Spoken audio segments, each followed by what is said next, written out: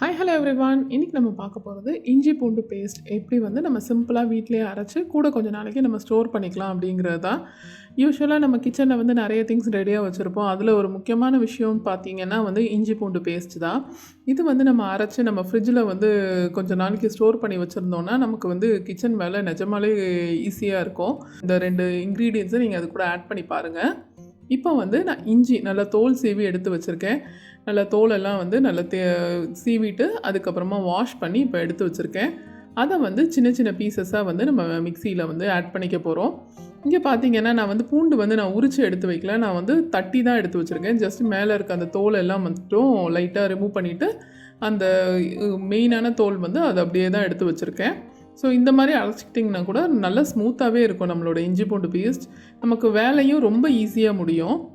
நம்ம பூண்டு உரிக்கணும் அப்படின்னு நினச்சோன்னா நிறைய டைம் ஆகும். ஸோ இந்த மாதிரி நான் வந்து டைரெக்டாக அப்படியே ஆட் பண்ணிப்பேன். இப்போ ஃபஸ்ட்டு இஞ்சியை மட்டும் லைட்டாக அரைச்சி எடுத்துகிட்டு வந்துடலாம். இப்போ ஏன்னா அது கொஞ்சம் ஹார்டாக இருக்குது அப்படிங்கிறதுனால இஞ்சியை ஃபஸ்ட்டு நான் ரன் பண்ணி கொஞ்சம் ஸ்மூத்தாக்கியிருக்கேன். இப்போ இஞ்சி வந்து இந்த அளவுக்கு அரைஞ்சிருக்கு. இப்போ இது கூட நம்ம ஆட் பண்ண போகிற பொருள் பார்த்திங்கன்னா வந்து கல்லுப்பு. ஃபஸ்ட்டு வந்து நம்ம கல்லுப்பு ஆட் பண்ணிவிட்டு அது கூட வந்து மஞ்சத்தூள், உப்பு வந்து ரொம்ப ஆட் பண்ணணுன்னு தேவையில்லை. ஜஸ்ட் ஒரு 1/2 டீஸ்பூன் அளவுக்கு ஆட் பண்ணியிருந்தால் போதும்.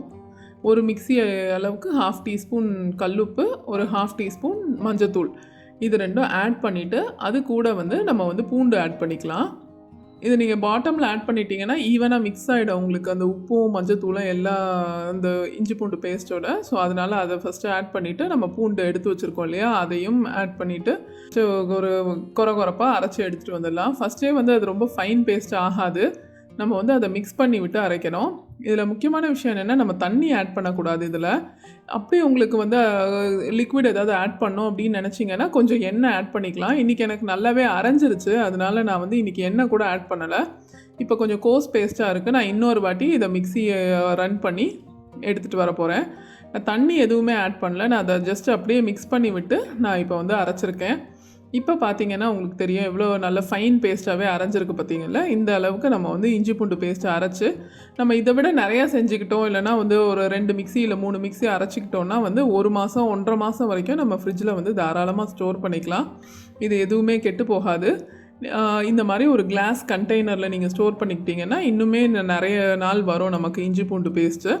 அப்படி நீங்கள் லிக்விட் எதாவது ஆட் பண்ணணும்னு நினச்சிங்கன்னா கொஞ்சம் ஆயில் ஆட் பண்ணிக்கலாம், அதுவுமே உங்களுக்கு நல்லா தான் இருக்கும். இப்போ இந்த இஞ்சி பூண்டு நம்ம வதக்கும் போது என்ன அட்வான்டேஜ் அப்படின்னு பார்த்தீங்கன்னா, கல்லுப்பு ஆட் பண்ணியிருக்கிறதுனால நம்ம வந்து எந்த ஒரு கிரேவியோ என்ன ஒரு டிஷ்ஷில் வதக்கினாலும் அது வந்து அடி பிடிக்காமல் நல்லா உங்களுக்கு அந்த இஞ்சி பூண்டு ஆட் பண்ணோன்னா அடி பிடிக்கும் இல்லையா, அந்த மாதிரி ஆகவே ஆகாது. ட்ரை பண்ணி பாருங்கள்.